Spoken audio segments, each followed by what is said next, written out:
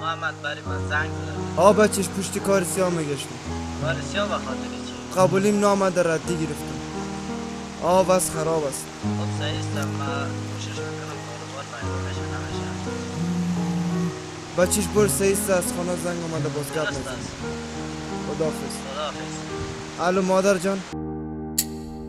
دمی چرت بودم که چی رقم میشه پیسه دار شد برای پدرم مادرم کمک حال شد. دمی چرت بودم که برای من تماس آمد، تلفون بالا کردم صدا مادر آمد. سلام بچم زنگ زدم احوالت بگیرم، صدات گرفتم مادر جان برایت بمیرم. خدا نکنه بچه نور چشمانه، من و پدر پیرت غیر تو کسی را نداریم. بچم کاروبار تو شد قبول شدی بخیر، یک ذره پیسه روان کردم میتونی بخیر. بچم پدر دین روز میرفت سر کار، یک دم انتحاری شد در سرک انفجار.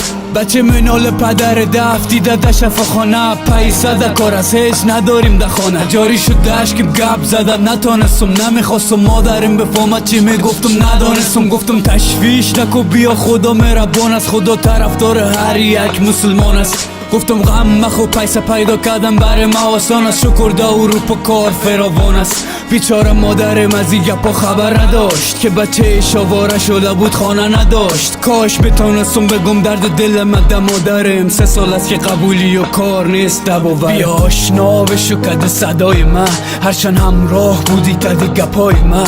حقیقتم میگم خونه دل از حرفای من، درد دل مردم افغان از رپای من.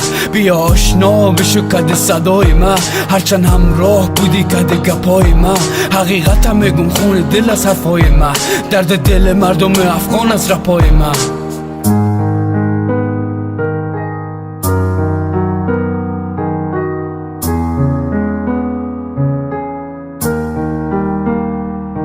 خدا جان چی بوده تا به حال گناه من که همیشه بوده در دلم خدای من. دمی 20 و چند سال 20 و چند بار تپ و تلاش نماندم دل کسی ازم ببینه خط و خراش. مادر هیچ غم مخو بچت پشت کار است، خودش هیچ دلش نبود همین یال خلافکار است. مادر هیچ غم مخو همین رسم روزگار است، اگر میبینی که دل بچت خون است اوگار است. خنده دار است حتی ندارم زندگی معمولی، خنده دار است حال باید باشم پشت قبولی. افغان یعنی فغان یعنی تیتو پاشان، یعنی خانه هایشان سوخت تبریز و کاشان. افغان یعنی حتی جایی نداره در سفارتش، یعنی مرد ولی کسی نیامده یادتش. نال مرا دیدی نکن نصیحت، همین را یاد گرفتم من از این طبیعت. خدا اثر طریقی بکشم از این وضعیت. کل دنیا جنگ است اموالش غنیمت، امید تحدث نمی حقیقت. شاید روزی برسه که بعد دیروزم کنم خنده، شاید روزی برسه که همه رسیدیم به مقصد. شاید روزی برسه که داشته باشم خواب راحت، شاید روز مرگم باشه مانم نه تا زمان و ساعت. بیا آشنا بشو کده صدای من، هرچند همراه بودی کده گپای من. حقیقتم میگم خونه دل از حرفای من، درد دل مردم افغان از رپای من.